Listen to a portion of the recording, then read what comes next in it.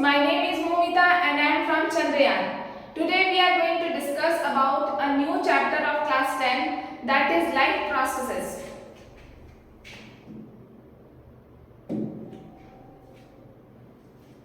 हम लोग समझते हैं कि लाइफ प्रोसेसेस होता क्या है। हम लोग जानते हैं कि एक लिविंग बीइंग्स को इस अर्थ में सस्टेन करने के लिए बहुत सारे प्रोसेसेस का इस्तेमाल करना बहुत ज़रूरी होता है। तो लाइफ को जीने के लिए जिस प्रोसेसेस का इस्तेमाल किया जाता है उसे ही हम लोग कहते हैं लाइफ प्रोसेसेस। जैसे यहाँ समझते हैं, ऐसा वेरियस फंक्शंस जो एक लिविंग ऑर्गेनिज्म को इस अर्थ पे रहने के लिए या सस्टेन करने के लिए इस्तेमाल करना पड़ता है, उसे हम लोग लाइफ प्रोसेसेस कहते हैं। हम लोग समझते हैं कि एक ऑर्गेनिज्म को, लिविंग ऑर्गेनिज्म को इस अर्थ में सस्टेन करने के लिए कितने तरह के लाइफ प्रोसेसेस करना पड़ता है। तो मेनली ऐसे 4 प्रोसेस होता है जो एक लिविंग बीइंग्स को इस लाइफ में इस लाइफ को बनाने माने सस्टेन करने के लिए इस्तेमाल करना पड़ता है। ये लाइफ प्रोसेसेस होते हैं मेनली न्यूट्रिशन,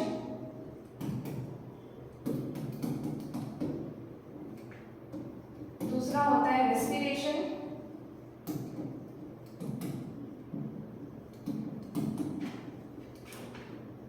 तीसरा होता है ट्रांसपोर्टेशन,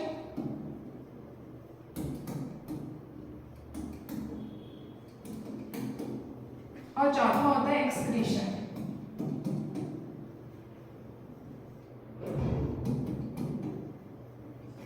तो ये 4 लाइफ प्रोसेसेस बहुत इंपॉर्टेंट होता है एक लिविंग बीइंग्स को इस अर्थ में अपनी लाइफ को सस्टेन करने के लिए। नेक्स्ट हम लोग बात करते हैं न्यूट्रिशन के बारे में। सबसे पहला टॉपिक है हम लोग का न्यूट्रिशन। तो ये न्यूट्रिशन होता क्या है, हम लोग समझेंगे कि जो हम लोग खाना खाते हैं उसी को हम लोग न्यूट्रिशन कहते हैं।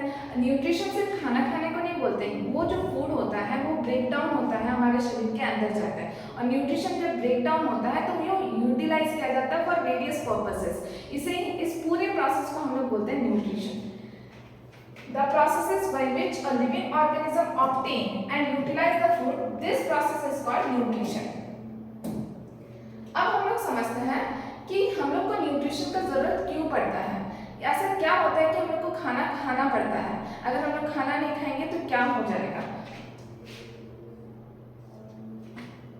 तो सबसे पहले हम लोग को रिक्वायर क्यों होता है, ये रिक्वायरमेंट होता है एनर्जी के लिए। अगर हम लोग खाना नहीं खाएंगे या न्यूट्रिशन नहीं लेंगे तो हमें एनर्जी नहीं मिल पाएगा। दूसरा होता है ग्रोथ के लिए, ग्रोथ और डेवलपमेंट के लिए। तो दूसरा समझते हैं हम लोग ग्रोथ के लिए, growth as well as development.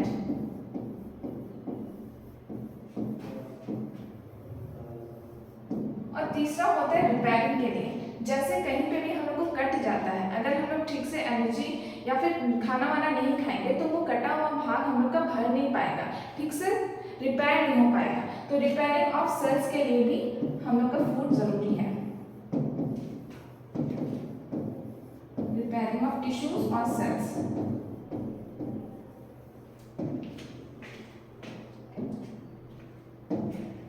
Next हम लोग समझते हैं कि न्यूट्रिएंट्स, एक्चुअली जो न्यूट्रिशन है ना वो न्यूट्रिएंट्स वर्ड से लिया गया है।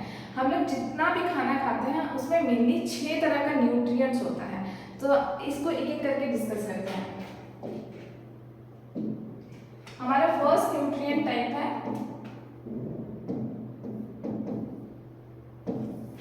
हमारा फर्स्ट न्यूट्रिएंट टाइप है कार्बोहाइड्रेट।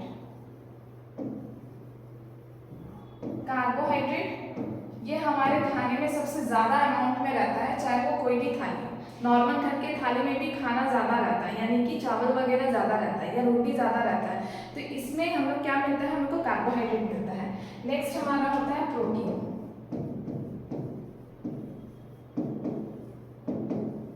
हम लोग ये बचपन से पढ़ते आ रहे हैं कि प्रोटीन जो होता है ये अंडा में, मछली में और मीट वगैरह में ज़्यादा पाया जाता है, इवन हम लोग का पनीर में भी पाया जाता है।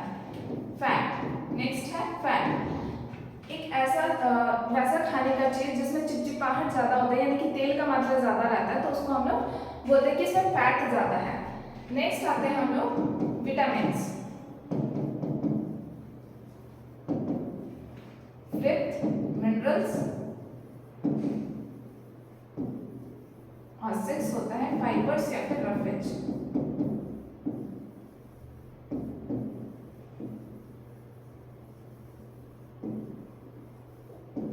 अब समझते हैं कि कार्बोहाइड्रेट, प्रोटीन और फैट जो है ये हमारे सेल्स के लिए भी बहुत बड़ा कंपोनेंट्स होता है। तो हमारे सेल्स इसको डायरेक्टली ऑब्जॉर्ब नहीं कर पाते हैं। तो इनको, इन तीनों को क्या करते हैं और छोटे छोटे मॉलिक्यूल्स में ब्रेक डाउन करते हैं।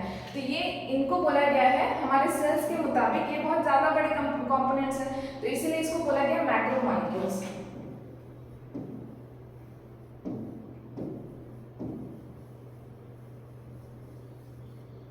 इवन विटामिन्स और मिनरल्स जो होता है ये हमारे सेल्स के द्वारा डायरेक्टली एब्जॉर्ब कर लिया जाता है, तो इसीलिए इसको बोला जाता है micro molecules.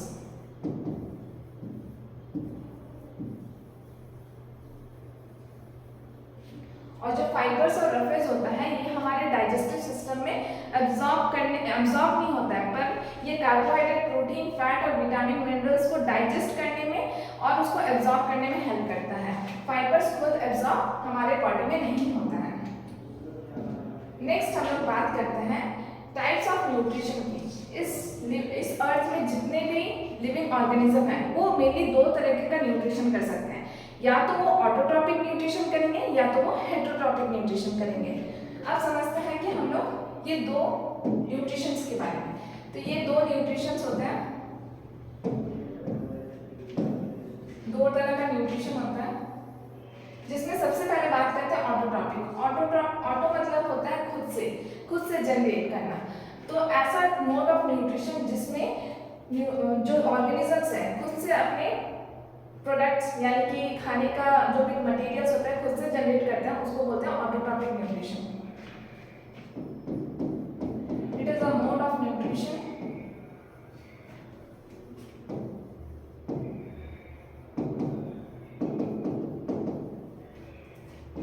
in which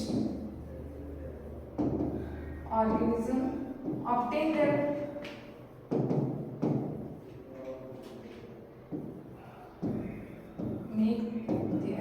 own food. This type of nutrition is called autotrophic nutrition. Autotrophic nutrition जो होता है मेनली प्लांट्स के द्वारा किया जाता है और कुछ बैक्टीरियाज होते हैं उनके द्वारा किया जाता है। तो एग्जाम्पल के तौर पे हम लोग लिख देते हैं, ये करते हैं प्लांट्स और दूसरा करते हैं बैक्टीरिया। हेटेरोट्रॉपिक न्यूट्रिशन, ये हेटेरोट्रॉपिक जो न्यूट्रिशन होता है ये मेनली ऑटोट्रॉपिक के ऊपर डिपेंड होता है, यानी कि अदर ऑर्गेनिजम्स पे ये अपने फूड के लिए डिपेंडेंट रहता है। तो इसमें लिखेंगे it is a mode of nutrition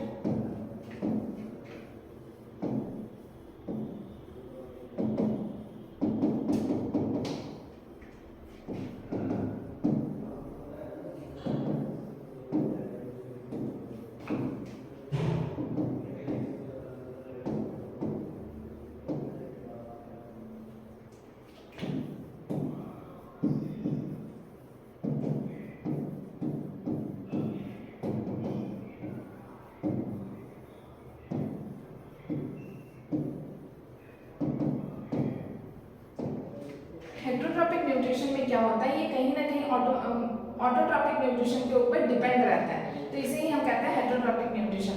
autotrophic nutrition को फर्दर कैटेगराइज किया गया है 2 टाइप का, एक होता है फोटोसिंथेटिक ऑटोट्रॉपिक न्यूट्रिशन और दूसरा होता है कीमोसिंथेटिक ऑटोट्रॉपिक न्यूट्रिशन। तो अब ये जो कैटेगरी किया गया है इसमें होता है 2 तरीके का,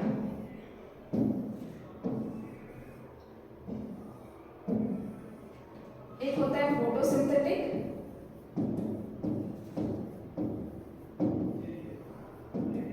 एक होता है कीमोसिंथेटिक।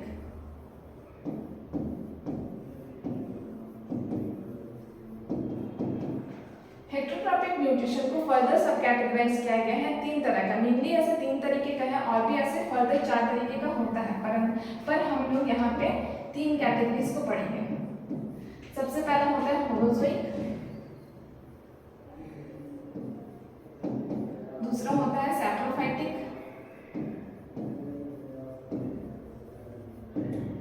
और तीसरा होता है पैरासाइटिक। अब ये बेसिक स्ट्रक्चर हुआ, लेकिन इसके बारे में हम लोग डिटेल्स में भी पढ़ेंगे। नेक्स्ट हम लोग बात करते हैं फोटोसिंथेटिक ऑटोट्रॉपिक न्यूट्रिशन का। इसमें जो लिविंग ऑर्गेनिज्म होता है ये फोटोसिंथेसिस के थ्रू अपना खाने को बनाते हैं, अपना फूड मटेरियल्स को जनरेट करता है। तो हम लोग समझते हैं सबसे पहले फोटोसिंथेटिक न्यूट्रिशन के बारे में।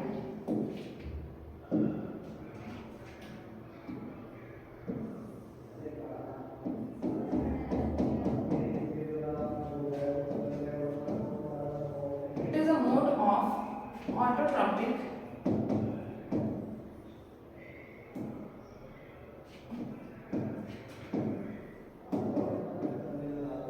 nutrition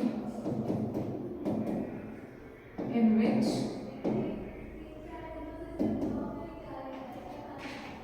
organisms make their own food by the process of photosynthesis.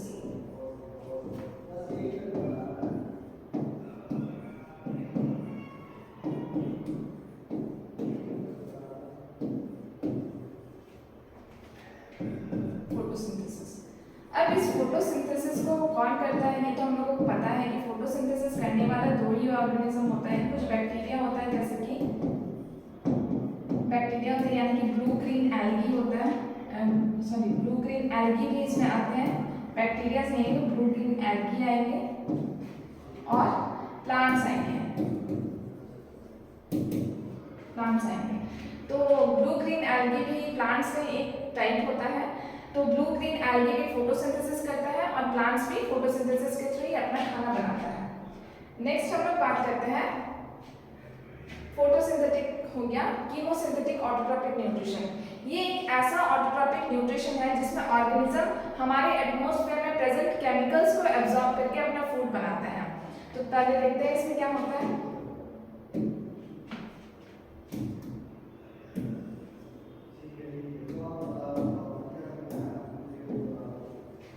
The mode of autotropic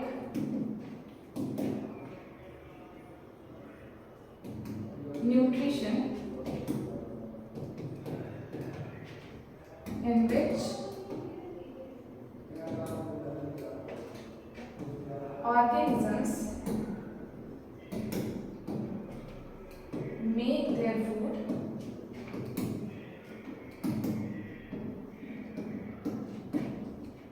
by absorption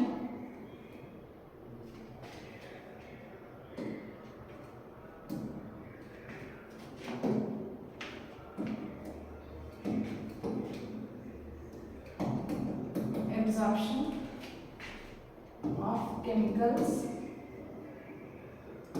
present in the atmosphere.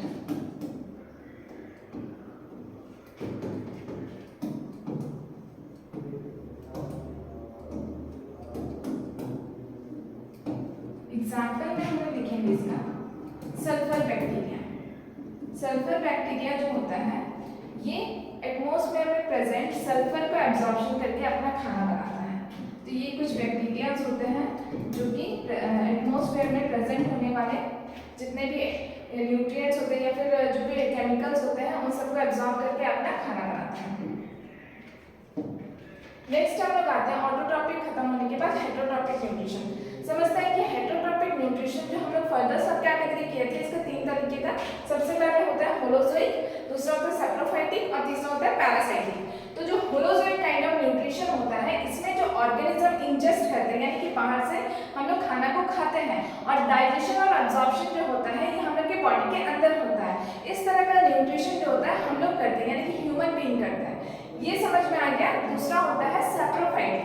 Saprophytic nutrition में क्या होता है, कुछ ऐसे ऑर्गेनिजम्स होते हैं जो डेड और डिकेइंग मैटर से अपना खाना खाते हैं। वो लोग क्या करते हैं, न्यूट्रिएंट्स को पहले बाहर ही तोड़ते हैं, उसको ब्रेक डाउन करते हैं और उसके बाद न्यूट्रिएंट्स को एब्जॉर्ब कर लेते हैं। जिसमें एग्जांपल होगा राइजोपस या फिर मशरूम। मशरूम जो होता है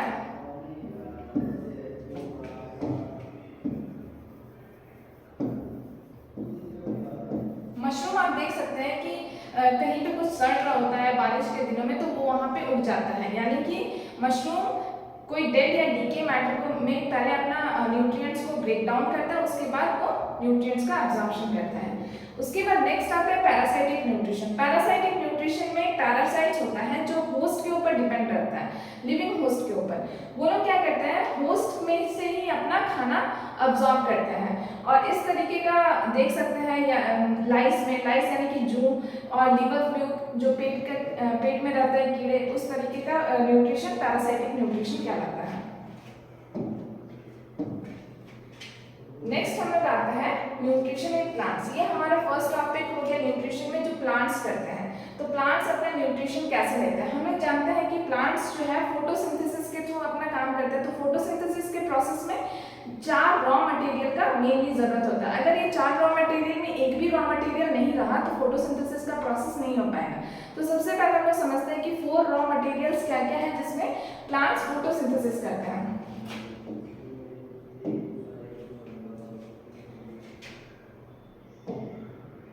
रॉ मटेरियल्स,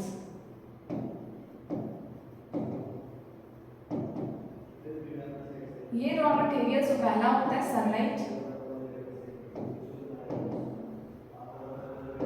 दूसरा रॉ मटेरियल होता है कार्बन डाइऑक्साइड, तीसरा होता है वाटर और चौथा होता है क्लोरोफिल।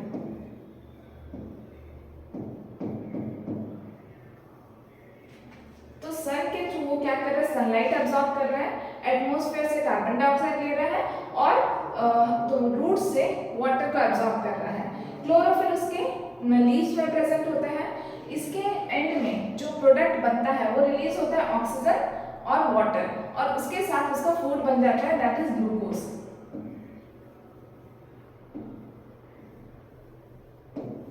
यहाँ पे आप केमिकल रिएक्शन देख सकते हैं कि C6CO2 यानी कि 6 मॉलिक्यूल ऑफ कार्बन डाइऑक्साइड का जरूरत पड़ता है, और यहाँ पे 12H2O का जरूरत पड़ता है यानी कि वाटर मॉलिक्यूल्स का, जो उसको सॉइल से मिल जाता है। उसके बाद सनलाइट और क्लोरोफिल के प्रेजेंस में वो क्या करता है, ऑर्गेनिक मटेरियल यानी कि ग्लूकोज बना लेता है। नेक्स्ट वो ऑक्सीजन बनाता है और वो लास्ट में वाटर मॉलिक्यूल्स को भी रिलीज करता है। तो एंड प्रोडक्ट के रूप में वो बनाता है ग्लूकोज, ऑक्सीजन और वाटर मॉलिक्यूल। ये होता है एक्चुअल केमिकल रिएक्शन जो कि ड्यूरिंग द फोटोसिंथेसिस रिएक्शन होता है। तो सबसे पहले हम लोग यहाँ पर समझते हैं कि क्या करता है, क्या होता है। तो एब्जॉर्प्शन होता है लाइट एनर्जी का थ्रू क्लोरोफिल के थ्रू एब्जॉर्प्शन होता है। फिर लाइट एनर्जी जो होता है ये केमिकल एनर्जी में कन्वर्ट हो जाता है, जिसमें वाटर का जो मॉलिक्यूल है वो हाइड्रोजन और ऑक्सीजन में ब्रेक डाउन होता है। जब सूरज का लाइट आता है वाटर के ऊपर तो ये ब्रेक डाउन हो जाता है। ब्रेक डाउन होता है हाइड्रोजन में और ऑक्सीजन में। जब ये ब्रेक डाउन हो गया तो रिडक्शन रिएक्शन होता है कार्बन डाइऑक्साइड का कार्बोहाइड्रेट में, कार्बन डाइऑक्साइड का कार्बोहाइड्रेट में रिडक्शन हो जाता है। यानी कि ये कार्बन डाइऑक्साइड ऑक्सीजन के हाइड्रोजन के साथ रिएक्ट करके ये बना लेता है ग्लूकोज, और ये ऑक्सीजन रिलीज होता है as an end product. Clear है इतना? तो इस प्रोसेस को जब कार्बन डाइऑक्साइड हाइड्रोजन के साथ मिलता है तो ये बनता है ग्लूकोज, और जब सन के प्रेजेंस में वाटर जब टूटता है तो इसको कहा जाता है photolysis of hydrogen. Photolysis of hydrogen मतलब सन के लाइट के प्रेजेंस में ये वाटर ब्रेक डाउन हो जाता है। तो ये हो गया हमारा फोटोसिंथेसिस का प्रोसेस। नेक्स्ट हम लोग बात करते हैं स्टोमेटा का। हम लोग जानते हैं कि लीफ के सरफेस में क्लोरोफिल प्रेजेंस होता है। क्लोरोफिल के जस्ट अगल बगल ही क्लोरोफिल एक मेसोफिल सेल्स के अंदर प्रेजेंट रहता है, और उसमें ही क्या होता है, स्टोमेटा रहता है। स्टोमेटा जो होता है टाइनी पोर्स होता है जो लीव्स के सरफेस में प्रेजेंट होता है। ये स्टोमेटा का फंक्शन होता है ट्रांसपीरेशन करने का। ट्रांसपीरेशन मतलब होता है लॉस ऑफ वाटर। ट्रांसपीरेशन का मतलब होता है loss of water, loss of water through the surface of leaves. जब वाटर एक्स्ट्रा एब्जॉर्ब हो जाता है तो क्या करता है, प्लांट्स अपने आप को मेंटेन रखने के लिए इवोपरेशन कर देते हैं वाटर का। तो ये ट्रांसपीरेशन बोला जाता है इस प्रोसेस को, loss of water from the surface of the leaves. Next होता है ये ट्रांसपिरेशन में तो हेल्प करते ही है। नेक्स्ट होता है exchange of gases during photosynthesis and respiration. Respiration के टाइम और फोटोसिंथेसिस के टाइम में कार्बन डाइऑक्साइड और ऑक्सीजन को आने जाने के लिए एक रास्ता प्रोवाइड करता है, ये प्रोवाइड करता है स्टोमेटा। अब समझते हैं कि ये कैसे होता है। स्टोमेटा जो होता है, स्टोमेटा का ये स्ट्रक्चर है, ये है स्टोमेटा का स्ट्रक्चर।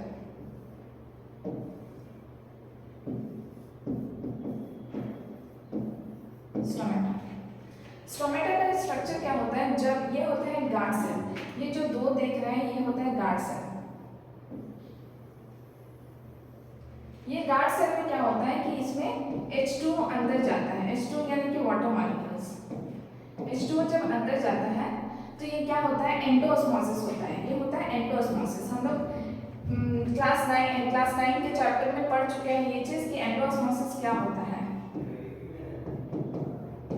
एंडोऑस्मोसिस, तो जब H2 गार्ड सेल के अंदर जाता है तो ये ओपन हो जाता है, ये कुछ ओपन हो जाता है। तो ओपन हो जाने के बाद ये पोर खुल जाता है, और जब पोर्स खुलता है तो कार्बन डाइऑक्साइड इस पोर के थ्रू कार्बन डाइऑक्साइड अंदर जाता है ड्यूरिंग फोटोसिंथेसिस और ऑक्सीजन बाहर निकलता है। क्लियर इतना? और जब H2 बाहर निकल जाता है ड्यू टू द एक्सोऑस्मोसिस, तब क्या होता है, ये पोर क्लोज हो जाता है, और जब क्लोज होता है पोर तो कार्बन डाइऑक्साइड और ऑक्सीजन का लेन देन का रास्ता बंद हो जाता है। तो ये होता है मेनली स्टोमेटा का काम। नेक्स्ट हम लोग आते हैं कि हम लोग को पता है कि स्टोमेटा अगर H2 अगर गार्ड सेल्स में रहेगा प्रेजेंट, तो हम लोग को पता है कि ट्रांसपिरेशन का जो रेट है वो ज़्यादा हो जाएगा। तो हम लोग को पता है अगर ये H2 गार्ड सेल में है तो ट्रांसपिरेशन ज़्यादा होगा, और ओपनिंग ऑफ स्टोमेटा तो होगा ही, वो भी पता है। लेकिन जेरिक प्लांट्स जो है, अगर वो लोग अपना H2 को इवोपरेट कर देंगे तो वो लोग सर्वाइव नहीं कर पाएंगे, क्योंकि ऐसे ही डेजर्ट एरिया में वाटर कम पाया जाता है। तो इन लोग में क्या होता है कि इसमें कुछ चीज़ मॉडिफिकेशन होता है। जैसे प्लांट्स, इस प्लांट्स में जो इसके लीव्स होते हैं ये मॉडिफाइड है कांटा का रूप में। तो जेरिक प्लांट्स क्या करते हैं, ड्यूरिंग फोटोसिंथेसिस ये लोग क्या करते हैं, नाइट के टाइम पे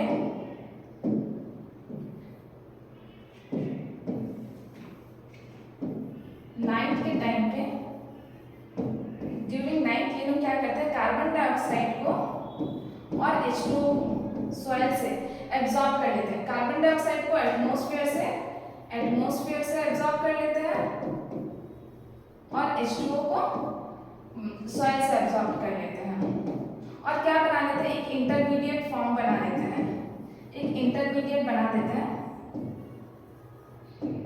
ये इंटरमीडिएट होता है मैलिक एसिड। ये मैलिक एसिड क्या होता है, जब दिन के टाइम आता है, जब डे टाइम आता है, तब ये मैलिक एसिड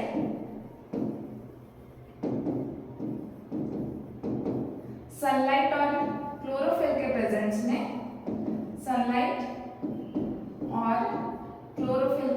में, बना लेते हैं लोग ग्लूकोज।